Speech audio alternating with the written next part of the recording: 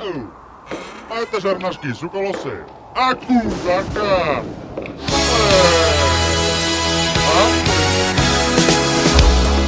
Ciao ragazzi, tutto a prostata? Scusate il ritardo, ma non l'abbiamo fatto a prostata. Parole nascoste, messaggi criptati, significati satanici. Avete mai detto la parola dishabudo al contrario? Udu bashi. È la parola yodorb. Brodoi. Ecco per voi i più inquietanti messaggi subliminali all'interno delle canzoni. Iniziamo alla numero 7, i TWOW.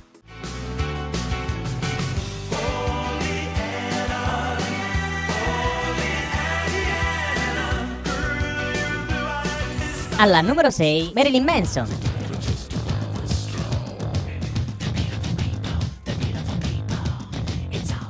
Alla numero 5, i Megadeth.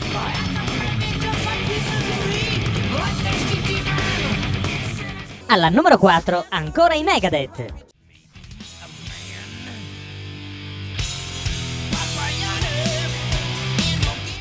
Alla numero 3 troviamo i Korn.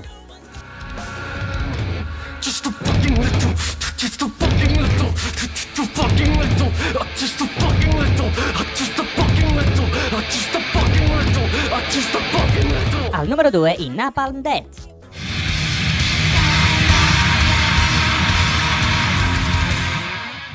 Al primo posto i Metallica.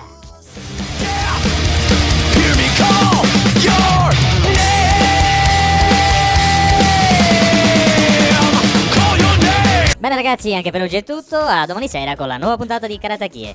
A chi è? Karatakie? Ide? Ah? Guarda.